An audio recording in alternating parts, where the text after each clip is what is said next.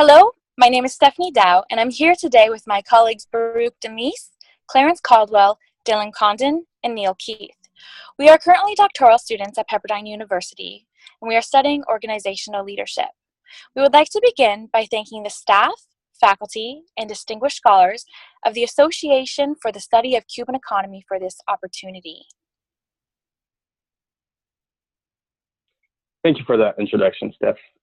So in order to understand the current state of Cuba, it becomes imperative to review the nation's political events that helped influence and shape the current economy.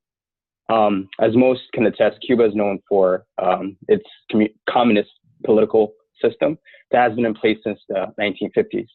It was during that time when young Fidel Castro mobilized a faction to help overthrow the regime at the time.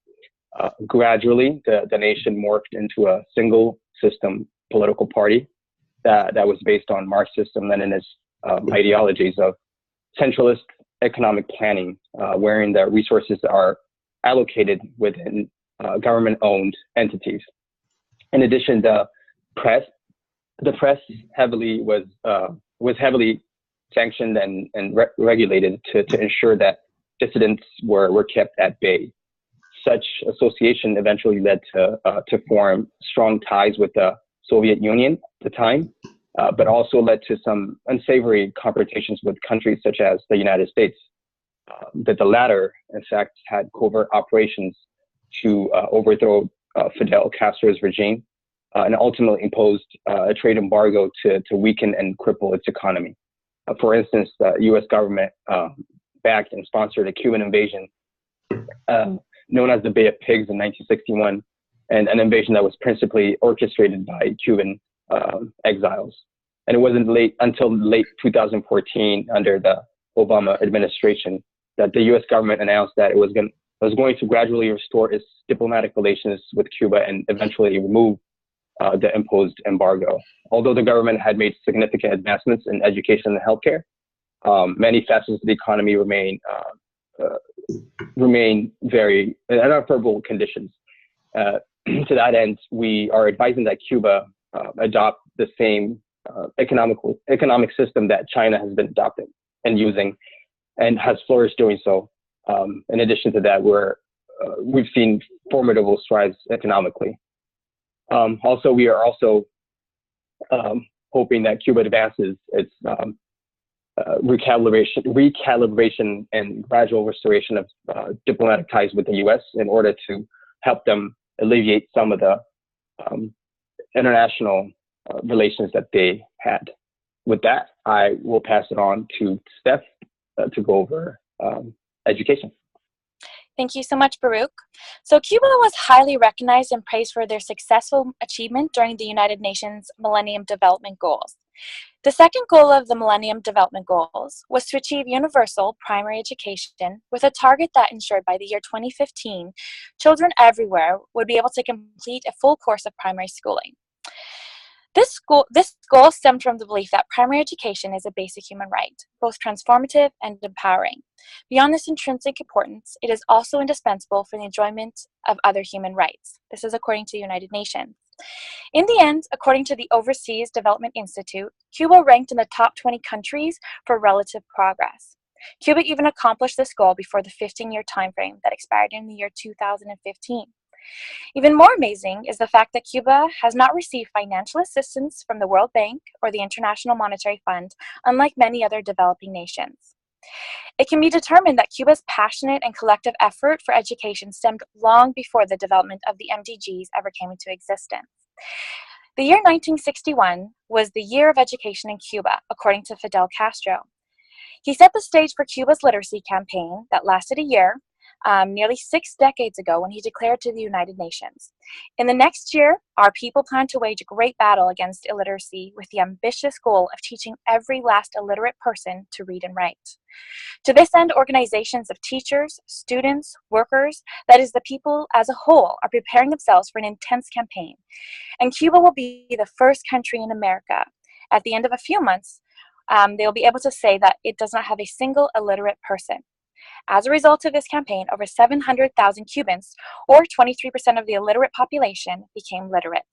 Even today, the Cuban Yes campaign model is put into practice in over 28 different countries. The World Bank even commends Cuba for the quality of education that it produces for its people.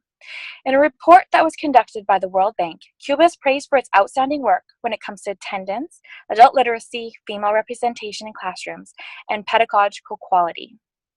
In many ways, Cuba schools are the equal of schools in OECD countries, despite the fact that Cuba is has a developing economy. While education and employment often go hand in hand, one of the challenges Cuba is currently facing is in the employment area. Therefore, while Cuba is well renowned for instituting the Literacy Campaign of 1961 and rallying teachers to spread their teaching tactics beyond the borders of Cuba, there remains a gap between the unemployed and the employed students and whether they are able to help maintain a growing and sustainable economy. With this, I want to hand it off to Clarence, who's going to discuss more about technology in Cuba. Thank you, Stephanie. The gap in Cuba's technological infrastructure is a challenge for them in the present day and going forward. The power of telecommunications is really what describes this gap. That's what drives a company's economy, their health, and their international standing among other countries around the world. When we see what it takes to close that gap, there's an incredible amount of planning and financial resources that are required to make that happen. As a result of that, there is the foreign financial investments that are required to make this happen.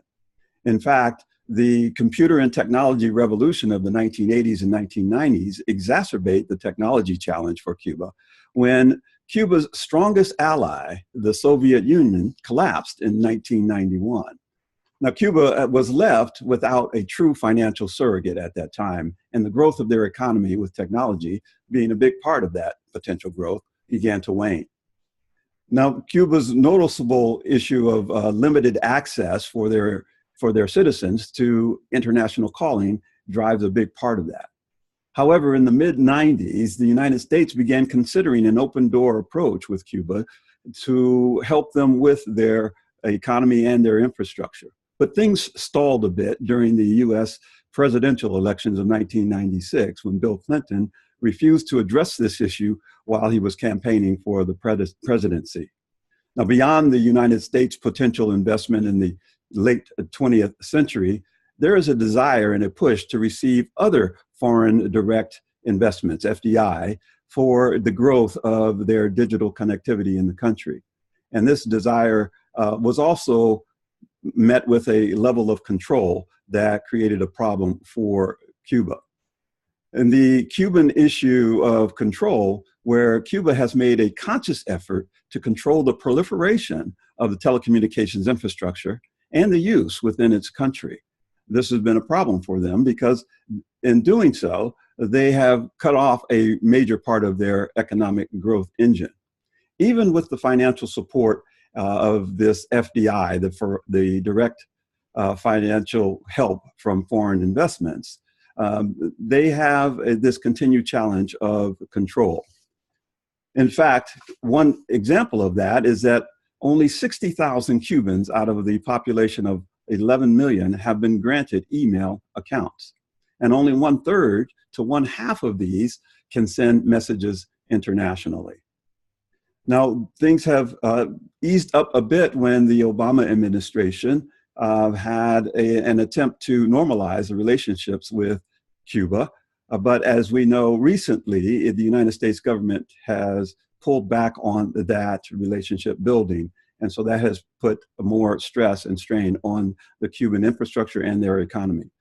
Also, coupled with the desire to control their citizens' access to sharing information and the commerce worldwide, it's a delicate balance for Cuba as they attempt to become a more stable economically and establish themselves as a significant player in today's global market. With that, I'm going to turn this over to Neil Keith, who will talk to us about the water and sewer infrastructure. Thank you, Clarence. My name is Neil Keith. I'll be talking about the water and sewer. The water and sewer infrastructure is extremely problematic in Cuba, specifically in Santiago. According to the official newspaper of Cuba, citizens sometimes do not receive water for several days. The official newspaper of the government of Cuba says more than 50% of water pumped through the distribution system is lost due to deteriorating piping. Cuba's groundwater is often contaminated by poor and inadequate sewage treatment. Most of the excess sewage or sludge is illegally discarded by various means into landfills, placed into fertilization, burned, or is trickled into water sources.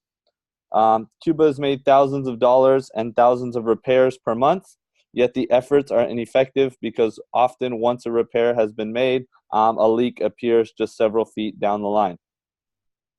With the current outdated sewage treatment being costly and inefficient, more efficient treatment options must be considered and implemented into Cuba's infrastructure. One plausible solution is to this problem can be found in converting waste or sewage into clean energy. Using thermal hydrolysis and combined with high pressure boiling of wastewater or sludge with rapid decompression, using anaerobic digestion, harnessing organisms to break down biodegradable materials in the absence of oxygen, we can use the waste to create natural gas and farming soils. The United Nations has estimated the value of human waste conversion to fuel at $9.5 billion per year.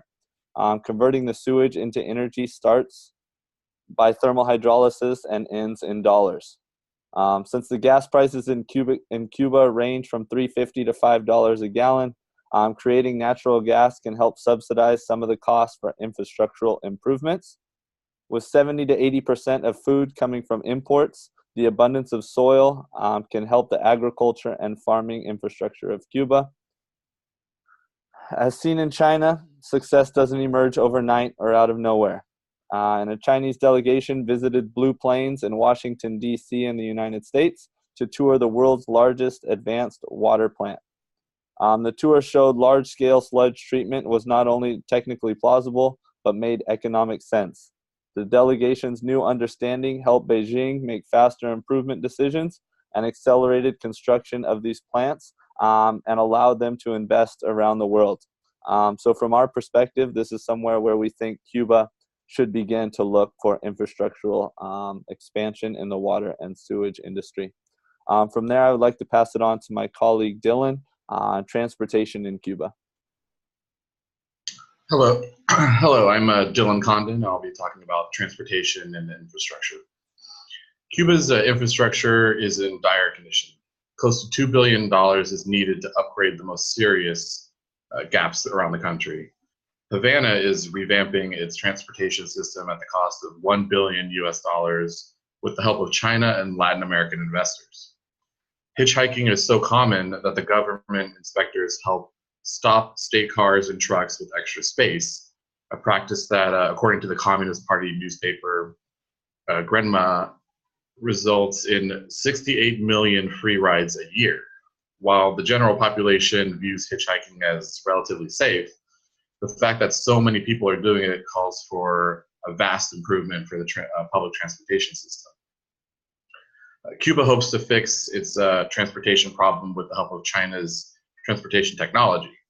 Chinese automotive products have been a crucial part of Cuba's transportation system since 2005, when Yutong buses arrived on the island. Public transportation in Cuba is dominated by Chinese transportation technologies. Like I said, these Chinese-made buses, cars, and motorcycles in the last 10 years has exploded in Cuba's transportation industry.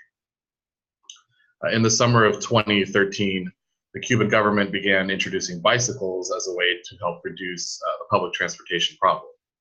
Today, tricycles and electric bicycles are also produced in Cuba to help with, from China with help to reduce the strain on the country's faulty public transportation system. JetBlue also announced June 26, 2018, that it would be the first airline to operate commercial service between the US and Cuba in more than 50 years. JetBlue will have more than 50 weekly flights between the US and Cuba from major cities throughout the East Coast. And We would like to thank everybody for their time and interest in any of our further collaborations and other research is greatly appreciated. If you have any other further questions, we would like you to contact us with our Pepperdine email. Thank you very much.